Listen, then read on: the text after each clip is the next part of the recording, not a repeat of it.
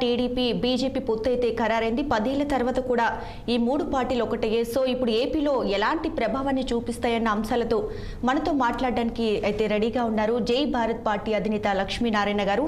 ఆయన అడిగి దీనికి సంబంధించి మరిన్ని విషయాలు మనం తెలుసుకుందాం. నమస్తే సార్. నమస్తే అండి. జై భారత్ సార్. చూసారు, ఇప్పుడు మూడు పార్టీలు కూడా ఎట్టకేళ్లకు కూడా ఇప్పుడు రానున్న ఎన్నికల్లో పోటీ చేయబోతున్నాయి. సో ఏపీలో ఈ మూడు పార్టీల ప్రభావం ఎలా ఉండబోతుంది సార్? రాజకీయాలు అన్నవి ముఖ్యంగా స్వచ్ఛంగా ఉండాలి, ప్రామాణికంగా ఉండాలని కోరుకున్న వాళ్ళలో నేను ఒకండి. ఎందుకంటే రాజకీయాలు అన్నవి అందరి జీవితాలను ప్రభావితం చేస్తుంటాయి. అందువల్ల ఈ రాజకీయాలు ఎంత స్వచ్ఛంగా ఉంటే ప్రజల జీవితం అంత స్వచ్ఛంగా ఉంటుంది. ఎందుకంటే రాజకీయ నాయకులు అన్నవాళ్ళు ప్రజలకు మార్గదర్శకులుగా కావాలని అనుకుంటుంటాం. కానీ ప్రస్తుతం చూస్తే మొత్తం దేశంలోనే ఈ పొత్తుల పేరుతో రాజకీయం అంటే ఏదైనా చేయొచ్చు, ఎవరితో అయినా పొత్తులు పెట్టుకోవచ్చు అన్న ఒక ధోరణి ఏదైతే ఉందో అది మొత్తం దేశం మొత్తంగా నడుస్తుంది. మొన్నే మనం బీహార్ లో చూసాం. నితీష్ కుమార్ గారు అంతకు ముందు ఎన్నికల్లో భారతీయ జనతా పార్టీలో ఉండి తర్వాత విడిపోయి ఆయన మళ్ళా జనతాదళ్, ఆర్జేడీ ఇవన్నీ కలిసి ప్రభుత్వాన్ని ఏర్పాటు చేసి ఆ సమయంలో ఆయన ఏమన్నారంటే, ఇక నేను భారతీయ జనతా పార్టీకి వెళ్లే ప్రసక్తే లేదు, వాళ్ళ మద్దతు తీసుకునే ప్రసక్తే లేదు, ఇక నేను మరణంనైనా కోరుకుంటాను కానీ భారతీయ జనతా పార్టీతో నేను వెళ్ళను అని ఆయన చెప్పారు. ఆ తర్వాత భారతీయ జనతా పార్టీ వాళ్ళు కూడా మా తలుపులు నితీష్ కుమార్ గారికి శాశ్వతంగా మూసివేయబడ్డాయని కూడా చెప్పారు. కానీ మళ్ళా మొన్న జరిగిన పరిణామాలు చూస్తే మళ్ళా వారిద్దరూ కలిసి అక్కడ గవర్నమెంట్ ఏర్పాటు చేయడం జరిగింది. అంటే రాజకీయాలు ఏ స్థాయికి దిగిపోయాయంటే కేవలం అధికారం కోసం ఎటువంటి సిద్ధాంతాలు లేకుండా, ఎటువంటి ఆచరణ యోగ్యమైన విధానాలు లేకుండా కేవలం అధికారం కోసం ఏదైనా చేయొచ్చన్న స్థాయికి రాజకీయాలు దిగిపోవడం చాలా దురదృష్టకరం. సో ఆ విధంగా మనం చూడాలి మొత్తం దేశంలో. అదే మహారాష్ట్రలో చూస్తే ఆ విధంగా శివసేన అన్న ప్రభుత్వాన్ని వాళ్ళను విడదీసి నేషనలిస్ట్ కాంగ్రెస్ పార్టీని కూడా చీల్చి ఆ తర్వాత ఏ విధంగా అక్కడ గవర్నమెంట్ ఫామ్ అయిందో కూడా మనం చూసాం. అందువల్ల రాజకీయాలు ఆరోగ్యకరంగా ఉంటే దేశంలో పరిస్థితులు ఆరోగ్యకరంగా ఉంటాయి, ప్రజల జీవితంలో కూడా ఆ విధమైన ఆలోచనలు, ఆరోగ్యకరమైన ఆలోచనలు వస్తాయి. కానీ రాజకీయాల్లో ఈ విధంగా ఆలోచించడం వల్ల ఏంటంటే దాని ప్రభావం సాధారణ జీవితాల్లో కూడా మన ప్రవర్తనలో కూడా ఉంటుంది. సో ఇప్పుడు ముఖ్యంగా మీరు అంటున్నది ఆంధ్రప్రదేశ్ లో ఉన్న పొత్తులు. ఈ పొత్తులు చూసుకుంటే ఈ రోజు మళ్ళా 2014 లాగా భారతీయ జనతా పార్టీ, తెలుగుదేశం మరియు జనసేన మూడు కలిసి పొత్తులతో ఈసారి వెళదాం అనుకున్న నిర్ణయాన్ని తీసుకున్నట్టుగా నేను చూసాను. అంటే వారికి ఇట్లు కేటాయించడం 6 ఎంపీలు, 6 అనుకుంటాను, 5 ఎంపీలు, 6 ఎమ్మెల్యేలు ఈ విధంగా వాళ్ళ పోటీ చేస్తారని తెలిసింది నాకు. కానీ యాక్చువల్ గా మేము చూసుకుంటే చంద్రబాబు నాయుడు గారు ఎప్పుడైతే ఢిల్లీకి వెళుతున్నారో అప్పుడు నేను ఒక ట్వీట్ చేయడం జరిగింది జై భారత్ నేషనల్ పార్టీ అధ్యక్షులుగా. మీరు అక్కడ వెళ్లి పొత్తులు ఏవైతే పెట్టుకున్నారో ఆ పొత్తులు మీరు ఫైనలైజ్ చేసే ముందు, మీరు పొత్తు పెట్టుకుంటారు ఎన్డీఏలో జాయిన్ అయ్యే ముందు భారతీయ జనతా పార్టీ దగ్గర నుంచి ఒక ఇన్ రిటర్న్ రాతపూర్వకంగా ఒక హామీ తీసుకోండి. మేము గనుక మీతో పొత్తులు పెట్టుకుంటే ఆంధ్రప్రదేశ్ రాష్ట్రానికి ప్రత్యేక హోదా ఇస్తాము అని, విభజన హామీలు పూర్తి చేస్తాము అని, వైజాగ్ స్టీల్ ప్లాంట్ ప్రైవేటీకరణ ఏదైతే ఉంటో దాన్ని ఆపుతామని, వైజాగ్ రైల్వే జోన్ ని ఏ విధంగా దేశంలో ఎప్పుడూ చూడని విధంగా విభజన చేసిన దాన్ని మార్చి మళ్ళా రైల్వే జోన్ విభజనను సక్రమంగా చేయాలి. ఈ 4 గ్యారంటీలు మీరు భారతీయ జనతా పార్టీ నుంచి ఇన్ రైటింగ్ తీసుకొని ఆ రైటింగ్ లో తీసుకున్న దాన్ని ప్రజలకు మీరు చూపించాలి, అప్పుడే మీ చిత్తశుద్ధి తెలుస్తుంది ప్రజలకు అని కూడా చెప్పడం జరిగింది. కానీ ఈ రోజు పొత్తులు ఏర్పాటు చేసుకున్నారు, మరి ఏ బేసిస్ మీద చేసుకున్నారో అన్నది తెలియదు. కాబట్టి ఇప్పుడు 3 పార్టీలు ప్రత్యేక హోదా గురించి, విభజన హామీల గురించి, స్టీల్ ప్లాంట్ గురించి, తర్వాత రైల్వే జోన్ గురించి వాళ్ళ భూమిక ఏంటో అన్నది తెలియజేయాలి. అదేవిధంగా ప్రాఫిట్ పెట్రోలియం గురించి కూడా వాళ్ళు మాట్లాడారు. ఎందుకంటే 12వ ఫైనాన్స్ కమిషన్ మీరు చూసుకుంటే ఏ రాష్ట్రంలో అయితే చమురు నిల్వలు ఉంటాయో అక్కడ చమురు గనులు గాని, చమురు బావులు గాని ఏర్పడతాయో, పెట్రోలియం ప్రొడక్ట్స్ ఉత్పత్తి అవుతాయో ఆ రాష్ట్రానికి 50% రాయల్టీ ఛార్జెస్ ఇవ్వాలని 12వ ఫైనాన్స్ కమిషన్ చెప్పింది. దీన్నే ప్రాఫిట్ పెట్రోలియం అంట. కానీ ఇప్పటి వరకు ఆంధ్రప్రదేశ్ రాష్ట్రానికి ప్రాఫిట్ పెట్రోలియం ఇవ్వలేదు. మరి మీరు పొత్తు పెట్టుకున్నారు కదా, మరి ఈ పొత్తులో ప్రాఫిట్ పెట్రోలియం ఖచ్చితంగా రాష్ట్రానికి ఇస్తామన్న ఏదైనా హామీ తీసుకున్నారా? అది కూడా వారిని ప్రజలు ప్రశ్నిస్తారు. సో ఈ విధంగా కేవలం ఎన్నికల్లో గెలవాలన్న ఉద్దేశంతో జరుగుతున్న ఈ పొత్తులు రాష్ట్ర ప్రయోజనాలకు ఉపయోగపడే విధంగా పడితే బాగుంటుందన్నది మా అభిప్రాయం. ఎందుకంటే 2019లో ఒకసారి టీడీపీ నేత నారా లోకేష్ గారు ఒక ట్వీట్ చేశారు. ఇప్పుడు ఆంధ్రప్రదేశ్ రాష్ట్రంలో బీజేపీ కాలు పెట్టాలంటే వాళ్ళు ప్రత్యేక హోదా గురించి మాట్లాడాలి, విభజన హామీల గురించి మాట్లాడాలి, స్టీల్ ప్లాంట్ గురించి మాట్లాడాలి అని ఆయన ఒక ట్వీట్ పెట్టడం జరిగింది. మరి ఇప్పుడు ఆయన ఏ భూమిక తీసుకుంటారో అన్నది చూడాల్సిన అవసరం ఉంది. అదేవిధంగా జనసేన అధ్యక్షులు కూడా పవన్ కళ్యాణ్ గారు కూడా వారు మనకు పాచిపోయేల లడ్లు ఇచ్చారని చెప్పేసి వారు కూడా మాట్లాడడం జరిగింది. మరి దాని గురించి కూడా ఇప్పుడు ఈ చర్చల్లో ఏమైనా మాట్లాడారా? ఆ చర్చలలో వాళ్ళకి ఏమన్నా హామీలు ఇవ్వడం జరిగిందా? ఇవి కూడా ప్రజలకు చెప్పాల్సిన అవసరం ఉంది. కాబట్టి రాబోయే కాలంలో ప్రజలు ఇవన్నీ కూడా ప్రశ్నిస్తారు. మీరు పొత్తు పెట్టుకున్నారు కాబట్టి ఇది రాష్ట్రానికి ఏ విధంగా ప్రయోజనం ఉంటుందో మీరు ఏమైనా మాట్లాడారా అన్నది మేము కూడా అడుగుతాం ఆ పార్టీలు. సో ఈ విధంగా నేను చూస్తానండి. సార్, ముఖ్యంగా ఇప్పుడు 2014లో చూసుకుంటే అటు టీడీపీ, జనసేన, బీజేపీ పొత్తులో చంద్రబాబు ముఖ్యమంత్రి అయ్యారు. కొన్ని అనివార్య కారణాల వల్ల కూడా వాళ్ళు విడిపోవడం జరిగింది. సో ఇప్పుడు మరి పొత్తులో చంద్రబాబు మాటలను బీజేపీ పెద్దలు ఏ మేరకు నమ్మి ఉంటారు సార్? నమ్మి ఉంటారంటే మరి రాష్ట్ర ప్రయోజనాలకు నమ్మారా, లేకుంటే మరి ఏ ప్రయోజనాలకు నమ్మి ఈ పొత్తు పెట్టుకున్నారో అన్నది ఇంకా అర్థం కావట్లేదు మాకు కూడా. అప్పుడైతే ఏదో కొన్ని కారణాల వల్ల కాదు. అప్పుడు ఏమైంది? అప్పుడు ఏమన్నారు? చంద్రబాబు గారు మాకు ప్రత్యేక హోదా వద్దు, ప్యాకేజీ సరిపోతుంది అని అన్నారు. కేంద్ర ప్రభుత్వం కూడా ప్యాకేజీ ఇస్తామన్నారు. కానీ ఆ తర్వాత ఏమైంది? ప్యాకేజీ కూడా మాకొద్దు, తర్వాత మళ్ళా ప్రత్యేక హోదా కావాలన్నారు. మరి ఆ విధంగా అవిశ్వాస తీర్మానంలో కూడా భాగస్వాములై ఎన్డీఏలోంచి వాళ్ళ ఇద్దరు మంత్రుల్ని విత్డ్రా అయిపోయేటప్పుడు ఎన్డీఏలో భాగస్వాములుగా ఉండేవారు వాళ్ళ ఇద్దరు మంత్రులు, అశోక్ గజపతిరాజు గారు, తర్వాత సుజనా చౌదరి గారు, వారిద్దరు కూడా మంత్రిమండలి నుంచి బయటకు వచ్చేసి ఆ విధంగా ఎన్డీఏ నుంచి బయటకు వచ్చిన వారు మళ్ళా ఇప్పుడు ఎన్డీఏలో మేము కలుస్తాము అని చెప్పడం, మరి అప్పుడు ఏ ఉద్దేశాలతో మీరు ఎన్డీఏ నుంచి బయటకు వచ్చారో మరి ఆ ఉద్దేశాలను తీర్చడానికి ఇప్పుడు భారతీయ జనతా పార్టీ ఒప్పుకుందా లేదా అన్నది కూడా ప్రజలకు తెలియజేయాల్సిన అవసరం ఉంది. లేకుంటే ఇది కేవలం ఎన్నికలు గడవడానికి, లేకుంటే మళ్ళా ఆంధ్రప్రదేశ్ రాష్ట్రాన్ని అలాగే ఉంచడానికి మరి చేస్తున్నారా మీరు అన్నది వారు తెలియజేయాలి ప్రజలకు అన్నది మేము అడుగుతాం. అలానే సార్, ఇప్పుడు రానున్న ఎన్నికలు ఏదైతే ఉందో, సో ఈ మూడు పార్టీలు వైసీపీ పార్టీ అధికార పార్టీని ఏ విధంగా ఎదుర్కోగలుగుతున్నాయి సార్? ఎదుర్కోగలగు అంత సామర్థ్యం ఉందండి? వాళ్ళ పొత్తులు ముఖ్యంగా ఈ పార్టీని, రెండు పార్టీల మధ్య ఈ ఏదైతే ఎలక్షన్ జరగబోతోందో 2024 సంవత్సరంలో, అందుకనే ప్రజలు అప్రమత్తతగా ఉండాలని మేము తెలియజేస్తాం.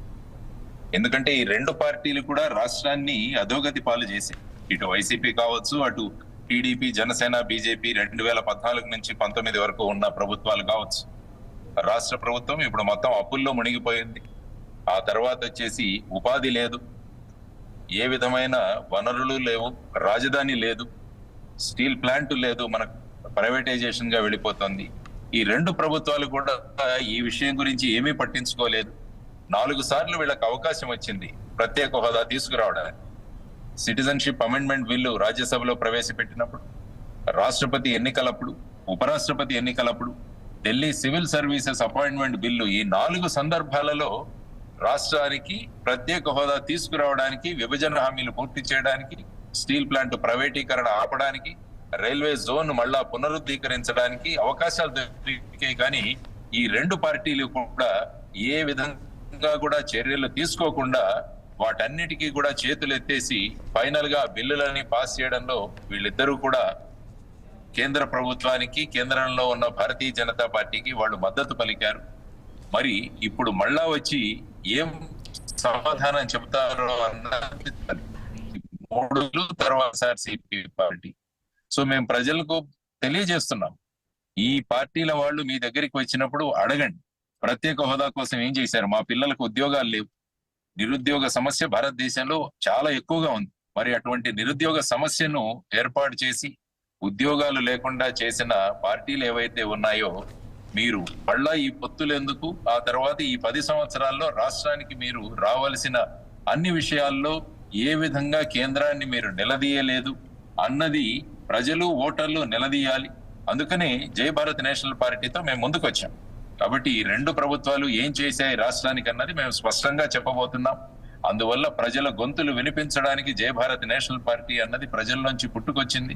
కాబట్టి జై భారత్ నేషనల్ పార్టీని గెలిపించవలసిందిగా ప్రజలను కోరుతున్నాం. మీ గొంతుకలు ఈ అన్ని పార్టీలను మేము ధైర్యంగా అసెంబ్లీలోను పార్లమెంట్ లోను మేము ప్రశ్నించగలం.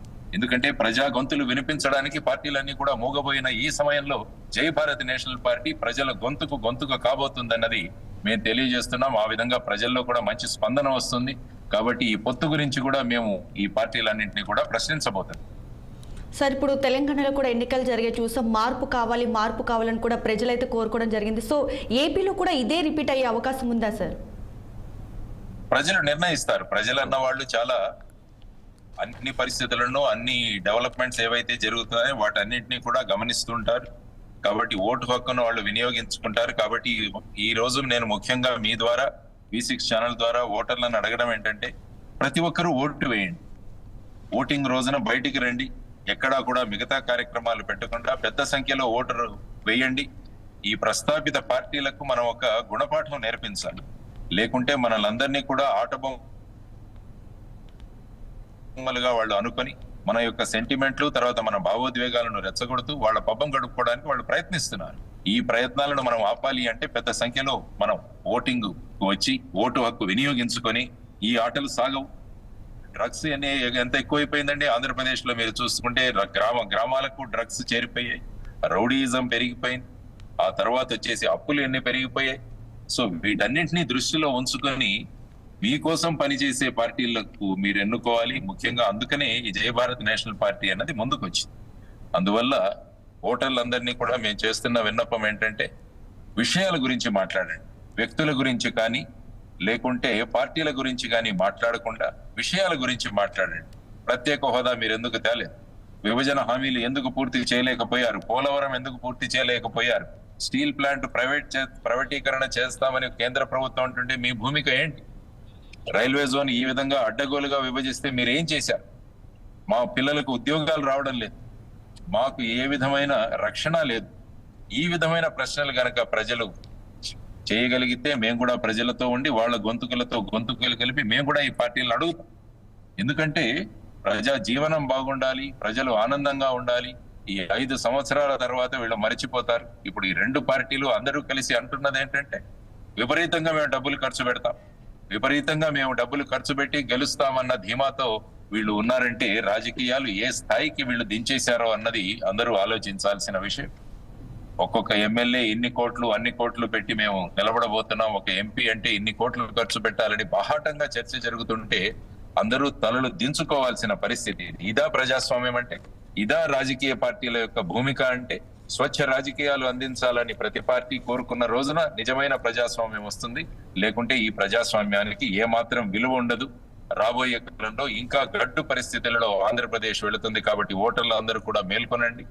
మీకోసం పనిచేసే పార్టీలు, మీ గొంతుకలు వినిపించే పార్టీలకే మీరు ఓటు వేయండి. అందుకనే జై భారత్ నేషనల్ పార్టీ అన్నది మేనిఫెస్టో మేము రిలీజ్ చేశాం. వీళ్ళందరూ కూడా పొత్తులతో అటు ఇటు ఢిల్లీకి తిరుగుతున్న సందర్భంలో మేము మేనిఫెస్టో రిలీజ్ చేశాం. ఒక్కసారి అభివృద్ధి కేంద్రీకంగా ఉన్న మేనిఫెస్టోలో చూడండి. ఇప్పుడు చూడండి, పార్టీలన్నీ కూడా ప్రీవీలు ఇస్తాం, మేము ఇన్ని సిలిండర్లు ఉచితంగా ఇస్తాం, లేకుంటే 50 సంవత్సరాల వాళ్ళకి పెన్షన్ ఇస్తాం, 18 సంవత్సరాల నుంచి పెన్షన్ ఇస్తాం, ఇవన్నీ ఒక పిల్లవాడు కాదు ఎంతమందికైనా అమ్మఒడిని ఇస్తాం. ఈ విధంగా మాట్లాడుకుంటూ పోతుంటే ఎక్కడి నుంచి తెస్తారు ఈ డబ్బులు?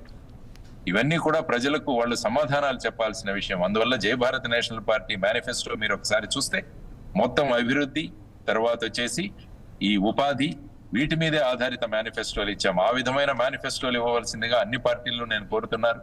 మీడియా ఛానల్స్ ను కూడా నేను కోరేది ఏంటంటే, ప్రతి పార్టీ యొక్క మెయిన్ లీడర్ ఒకసారి అందరినీ ఒక స్టేజ్ మీదకి తీసుకొచ్చి అనేక విషయాల మీద మాట్లాడేటట్టుగా మీరు చేయగలిగితే అప్పుడు ప్రజలకు నిజమైన విషయాలు తెలుస్తాయి. స్పోక్స్ పర్సన్ ను పిలవకండి, ముఖ్య లీడర్లను పిలవండి. ఒక స్టేజ్ మీద అంతా మీడియా కలిసి అందరూ కలిసి ఒక స్టేజ్ మీదకి రమ్మని చెప్పండి. అప్పుడు అడుగుదాం ప్రజల తరపున మీరేం చేశారు ప్రత్యేక హోదా కోసం, మిగతా వాటి కోసం మీరేం చేశారని నిలదీసే అవకాశం ప్రజలకు ఉంటుంది. అటువంటి విధానాలు రావాలని జై భారత్ నేషనల్ పార్టీ కోరుకుంటుంది. సార్, ఫైనల్ గా ఈ మూడు పార్టీల పొత్తు ఏపీలో ఏ విధంగా సక్సెస్ అయ్యే అవకాశం ఉంది, మీరేం చెప్తారు దీని గురించి? నేను ఇంతవరకు అదే చెప్తున్నాను. ఈ మూడు పార్టీలు కలిసి ఈ ప్రశ్నలకు సమాధానం ఇవ్వాలని మేము అడుగుతున్నాం. ఈ మూడు పార్టీలు కలిసి మీరు ఏదైతే 2014లో వచ్చారో అప్పుడు మీరు మధ్యలో విడిపోయి మళ్ళా ఏ పార్టీ అయితే కరప్షన్ అని ఇవన్నీ కూడా మాట్లాడిన వాళ్ళు మళ్ళా ఒక గూటికి చేరుకున్నారు. మరి ఎక్కడ సిద్ధాంతాలు, విలువలు లేకుంటే స్వచ్ఛ రాజకీయాలు ఇవన్నీ కూడా ఎక్కడా లేవా? అంటే రాజకీయాలు అనే ఒక ఇంటిని అస్వచ్ఛంగా చేస్తూ మరి అస్వచ్ఛంగా ఉన్న ఇంటి నుంచి స్వచ్ఛత ఎలా వస్తుందండి బయటికి? కాబట్టి ఈ అస్వచ్ఛత గురించి వారు ఓపెన్ గా మాట్లాడాలి. మరి ఈ పొత్తు వెనకాల కారణాలు ఏంటని కూడా వాళ్ళు మాట్లాడాలి. ఏ హామీలు భారతీయ జనతా పార్టీ పొత్తుకు ముందు వాళ్ళకి ఇచ్చింది, వీరు ఏమేమి అడిగారన్నది కూడా ప్రజలకు స్పష్టంగా తెలియజేయాలి. ఎందుకంటే ప్రజాస్వామ్యంలో ప్రజలు ప్రతి విషయాన్ని తెలుసుకునే అధికారం వాళ్ళకుంది. అందువల్ల నేను అనుకోవడం ఈ రాజకీయ పార్టీలు ఏవైతే పొత్తుల్లోకి వచ్చాయో వారందరూ కూడా మాట్లాడాలి. ముఖ్యమంత్రి గారిని కూడా మేము అదే అడుగుతున్నాం. మీరు అన్ని పార్టీల ఒక డెలిగేషన్ ను ప్రధానమంత్రి గారికి దగ్గరికి తీసుకువెళ్ళండి. ఈ హామీల గురించి మనం అడుగుదాం. ప్రధానమంత్రి గారు భారతీయ జనతా పార్టీ పార్లమెంట్ లో చెప్పి మాకు ప్రత్యేక హోదా 10 సంవత్సరాలకు ఇస్తామని వాళ్ళ మేనిఫెస్టోలో చెప్పి కూడా వాళ్ళు ఇవ్వలేదు.